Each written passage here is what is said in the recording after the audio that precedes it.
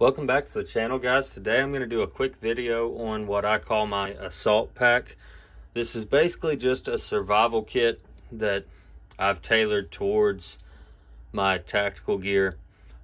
It's a good resupply point. It's got some extra odds and ends in there for combat loadouts, but it's also a pack that I carry regularly, whether it's checking trail cameras, going into the backcountry to fish, things like that. Just a way for me to have supplies on hand should the need arise. For starters, I've got a few patches on the outside, just a couple things that look cool in my opinion, and then a blood type identifier, which, you know, carry it or don't, doesn't matter. And then on the side here, I've got a rifle magazine pouch. I carry one extra 30 round PMag. It's not a quick reload whatsoever, can't hardly reach it on my body, but it's an extra magazine. Or if I've got this pack and a carbine in the trunk and I don't have a magazine in it, that's my first reload, or my first load. So there's nothing to reload if there's no magazine in there. Also, when I'm going into the backcountry without an AR-15, this is a good Baofeng radio pouch. I typically take the battery out so it sits in there nice and low. Plus, you don't have the odd chance of that turning on and your battery being dead if you need it. But we're just going to do a full overview of this entire pack. Then on the back side, you've got your hydration bladder pouch. I keep a 2-liter pouch in here. It's normally full, but I actually took it out on a ruck a couple days ago, haven't put it back up. Got some maps here in a Ziploc pouch. Fairly important. Then working our way back to the front, we'll start with the small outside pouches. On the very top, you've got some paracord. I was out putting up trail cameras, and some trees are just too big for bungee cords, so that's good to have. I'm actually going to take that out and put it where it belongs, because that doesn't go with this. Got the black diamond headlamp that the review on should be on the channel. Got spare ear protection, because that's very important. If you ever need it, you're going to need it. Another small pouch right above the hook and loop. Fire kit, got a ferro rod with striker, with jute twine that can be tinder, wet fire that can be tinder, some tinder tabs given to me by a buddy of mine, can be tinder, and a Bic lighter. Water purification tablets and the stabilizers to help with that bad taste. Not the most important thing in the world, but good to have nonetheless. Next up, we'll start with the big pouch. Undo the buckles on the side.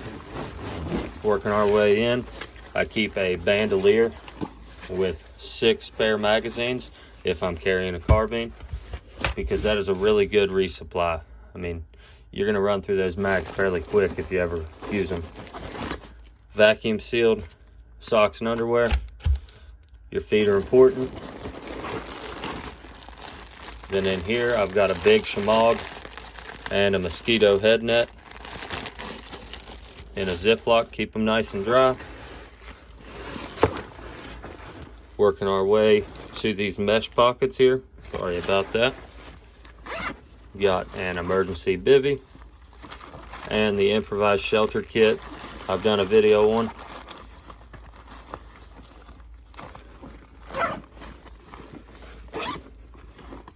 Next mesh pouch, got toilet paper. That's always nice to have on hand. And then an electronics pack. Now in here, I've got a wall plug-in. I've got the USB adapter to charge the extended Baofeng batteries, USB adapter to charge a cell phone, a spare Baofeng battery, 2 AAAs for the headlamp, and not 1 but 2 power banks for cell phones and other electronics such as your Baofeng radio, because that's going to be important. I always tell somebody where I'm going, when I'm going to be back, and what frequency I'll be on the off chance I don't make it back when I'm supposed to be. I find that very important because you never know what'll happen. And what good is all of this stuff if nobody's coming? And if you get hurt and you can't get yourself out, somebody's going to need to know where to come get you. Working our way into the front pouch. Got a SAM splint. Flat, not rolled. I have no preference on that. Some Gold Bond body powder, because that'll help.